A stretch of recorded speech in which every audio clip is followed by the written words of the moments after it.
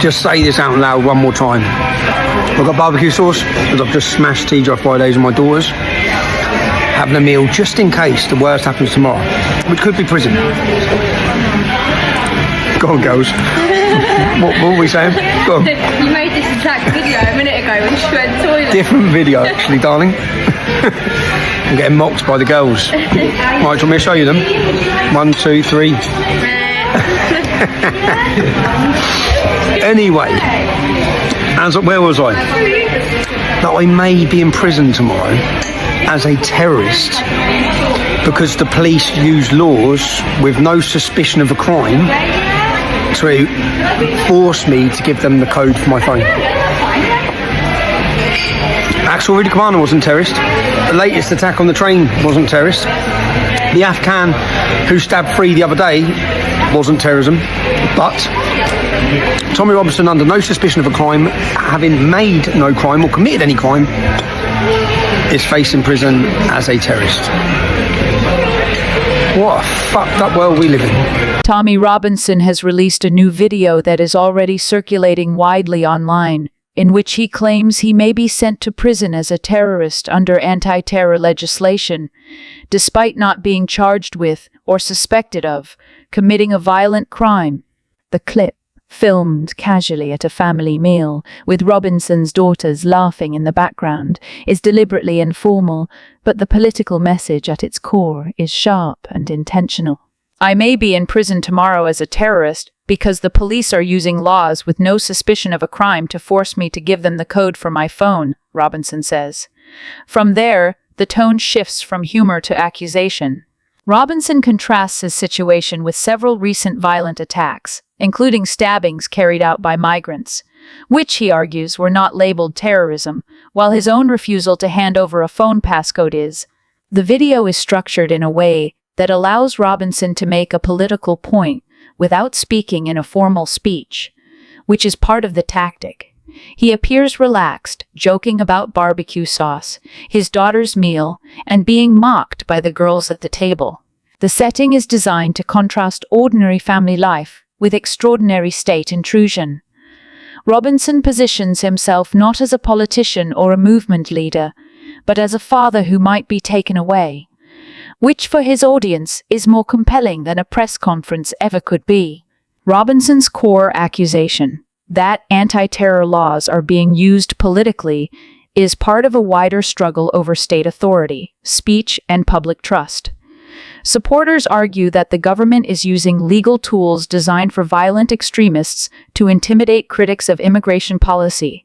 Opponents argue that Robinson welcomes confrontation because it fuels his martyr narrative and mobilizes his base. Robinson has been imprisoned before, and each time it has only broadened his reach. The state may view prosecution as enforcement. Robinson will frame it as proof. In an age where political identity is built as much on confrontation as persuasion, prison is not simply punishment. It is branding, and Tommy Robinson knows exactly how to use that. This is nakedly abundant to see, that spliced together footage to paint a completely and utterly different picture from what was originally said. Gordon Rayner, fantastic scoop, the BBC, I'll put it to you. Bang to rights.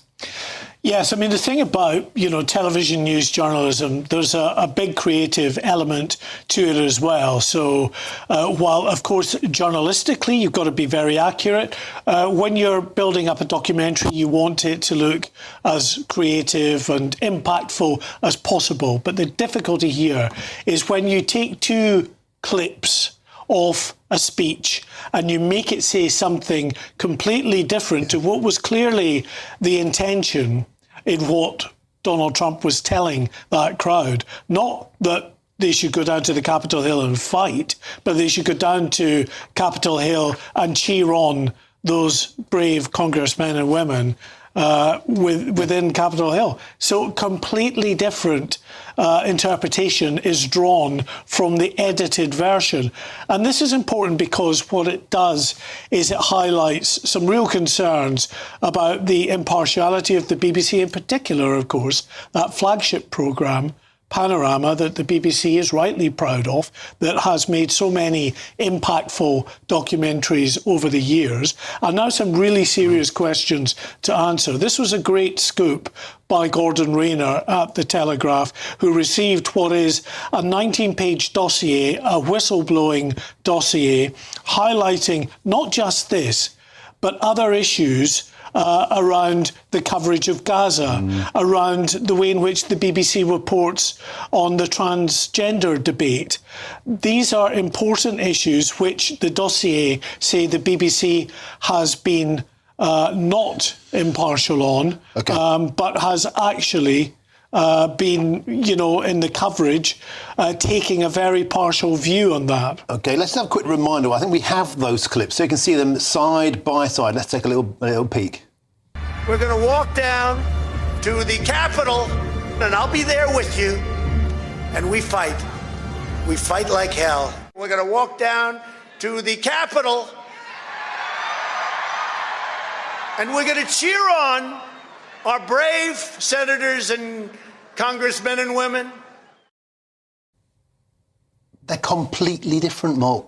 They are completely different. And Gordon Rayner said a third clip had been spliced in of the Proud Boys marching on Capitol Hill from an hour before the speech, just about that further pinch of spice that this was Donald Trump inciting a riot. And made to look like the Proud Boys were specifically reacting to his speech. In the dossier, it says, if I can just read from that article, they said that Panorama's distortion of the day's events was so egregious that viewers would ask, why should the BBC be trusted? And where will this end? That was in the dossier. Now, this dossier was presented to Panorama. Panorama's editors did not accept that they had done anything wrong at all. The dossier was then given to the chairman of the BBC, and no reply to this date has come from the chairman of the BBC. It was also handed to every member of the board, and as far as we can tell, there has been no meaningful reply from the BBC at all internally to the dossier, and certainly to the Telegraph. We heard from Gordon Rayner before saying that, they gave out a bland, short statement that said absolutely nothing. Now, this is important, I should just add, because, of course, the BBC Charter is coming up for renewal in 2027.